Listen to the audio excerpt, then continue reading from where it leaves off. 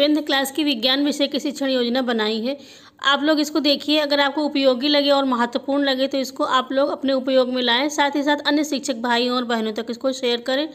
साथ ही साथ इसको इसी रूप में चाहे उपयोग करें अथवा इसमें कुछ संशोधन करके आप अपनी इच्छा अनुसार नई शिक्षण योजना का भी निर्माण कर सकते हैं। और आप लोग हमारी वीडियो को पूरा देखें, साथ ही साथ हमारा उत्साहवर्धन करें। यदि आप हमारे चैनल पर नए हैं तो सब्सक्राइब करना ना भूलें।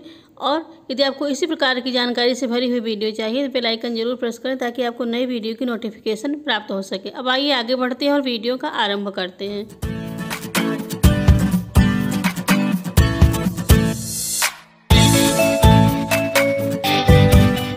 शिक्षण योजना बनाने के लिए सर्वप्रथम 4 कॉलम खींचेंगे। पहला दिनांक, दूसरा कक्षा, तीसरा विषय और चौथा समय। दिनांक आप अपनी सुविधा के अनुसार डालें, जिस दिन इस शिक्षण योजना का उपयोग करें उस दिन की डेट डालेंगे। और कक्षा 7 विषय विज्ञान, समय 40 मिनट। अब देखिए इसमें लर्निंग आउटकम्स क्या रखे हैं इसके। नंबर 1, बच्चे विज्ञान और प्रौद्योगिकी के उपयोगों को अपने दैनिक जीवन में के क्रियाकलापों से जोड़कर व्याख्या करते हैं। 2 नंबर पर है, बच्चे विज्ञान के लाभ तथा हानि पर चर्चा करने के साथ ही साथ दैनिक जीवन में उसके महत्व का अवलोकन तथा विश्लेषण करेंगे। प्रकरण है मानव विज्ञान और प्रौद्योगिकी। शिक्षण सहायक सामग्री देखिए क्या है इसमें। दीक्षा ऐप पर उपलब्ध सामग्री, भारतवर्ष में हुई विविध क्रांतियों के नाम को दर्शाता हुआ चार्ट पेपर, विविध उपकरणों के नाम लिखे हुए चित्र, जैसे तमाम प्रकार के आविष्कार हैं, जैसे मशीनें, फोन, खिलौने वाले ट्रैक्टर इत्यादि बहुत सी चीज़ों को आप दिखा सकते हैं। चार्ट पेपर, फोन, ट्रैक्टर, बस, खिलौना आदि इन सब का उपयोग सहायक सामग्री के रूप में किया जा सकता है बच्चों को दिखाने के लिए। और इन सब को देखकर बच्चों में रुचि भी बढ़ेगी। फिर है शिक्षण अधिगम प्रक्रियाएं और गतिविधियां। इसके लिए भी 4 कॉलम खींचेंगे। पहला क्रम संख्या, दूसरा शिक्षण के चरण, तीसरा समय और चौथा आकलन। क्रम संख्या क नंबर पर है, इसको आप 1 नंबर से भी इंगित कर सकते हैं। शिक्षण के चरण, शिक्षण के 3 चरण लिखे जाते हैं। पहला होता है शिक्षण के आरंभ में, दूसरा शिक्षण के मध्य में और तीसरा शिक्षण के अंत में। समय, शिक्षण के आरंभ के लिए अनुमानित समय 5 मिनट रखा जाता है। आकलन का तरीका प्रश्नोत्तर और सहभागिता, बच्चे सहभागी रहते हैं, शिक्षिका प्रश्न पूछती हैं अथवा जो कुछ समझ में नहीं आता तो बच्चे भी प्रश्न पूछते हैं, तो सहभागिता का वातावरण रहता है। शिक्षिका कक्षा में प्रवेश करती है और स्वच्छंद अभिव्यक्तिपूर्ण वातावरण सृजित करने के उद्देश्य से बच्चों के साथ बातचीत आरंभ करती हैं। शिक्षिका बच्चों से प्रश्न पूछती हैं, पेड़ का तना अथवा सिलेंडर को उठाकर ले जाना है तो ये सरल है, उठाकर ले जाने में आसान है कि घसीट कर ले जाने में आसान है। तो इसको बच्चे सुनते हैं और इसका जवाब देते हैं घसीट कर, क्योंकि ये सब उनके व्यवहारिक जीवन से जुड़ी हुई बातें हैं, अतः इसका अनुभव है उनको। तो बच्चे सही उत्तर बताते हैं। बच्चों का उत्साहवर्धन करते हुए शिक्षिका कहती हैं कि बहुत अच्छा बताया है। और इस प्रकार कार्य को आसानी से करना, उसकी सुगमता वैज्ञानिक सिद्धांत पर आधारित है। इन सब के पीछे कोई न कोई विज्ञान का नियम ही लागू होता है, जिसकी वजह से कार्य सरल हो जाता है। और इस प्रकार बहुत से वैज्ञानिक चित्रों को दिखाती हैं शिक्षिका, जैसे मस्तिष्क की जांच करने की मशीन, स्कैनर, इसके बारे में दिखाती हैं और एक्सरे को दिखाती हैं। विविध प्रकार के विद्युत उपकरणों को जैसे इसमें दिखाती हैं कि किन किन क्षेत्रों में विज्ञान की प्रगति हुई है। बहुत सारे चार्ट दिखाकर उनका उत्साहवर्धन करती हैं। और फसल की कटाई का चित्र दिखाती हैं कि किस प्रकार मशीनों के द्वारा फसल की कटाई की जाती है। विज्ञान के फलस्वरूप बहुत सारे आविष्कार हुए, जैसे टेलीफोन, फैक्स मशीन इत्यादि का चित्र दिखाती हैं। और इस प्रकार विज्ञान के नियम का उपयोग करके मनुष्य ने कार्य को सरल बनाने के लिए बैलगाड़ी, ट्रैक्टर आदि जैसे सामान और साधन विकसित कर लिए हैं। यही प्रौद्योगिकी है। और इस बच्चे उत्साह के साथ इन सब बातों को सुनते हैं और चित्र दिखाए जाते हैं उनको भी देखते हैं और उनकी एकाग्रता तथा रुचि कक्षा में बढ़ती जाती है।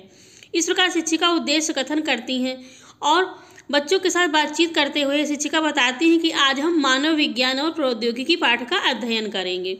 फिर दूसरा चरण आरंभ होता है शिक्षण के मध्य में।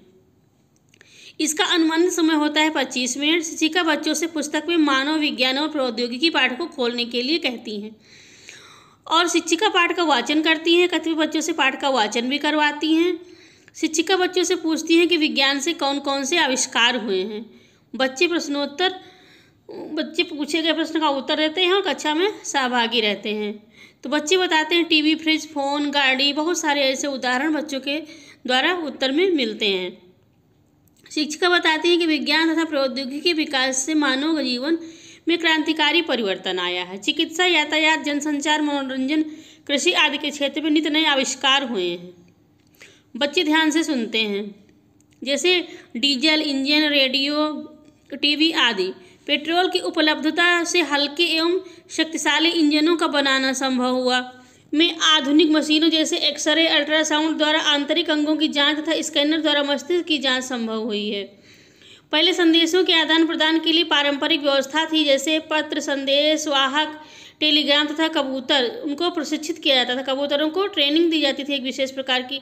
परंतु आज फैक्स, ईमेल आदि की व्यवस्था है। पहले लोग घुड़सवारी, शतरंज, चौपाल, ढोलक और कई प्रकार के क्षेत्रीय संगीत के माध्यम से मनोरंजन करते थे, और आजकल मोबाइल, कंप्यूटर, वीडियो गेम आदि मनोरंजन के साधन हैं। पहले उद्योग धंधे भी सीमित मात्रा में थे। हमारा देश अब विकसित देशों की बराबरी कर रहा है।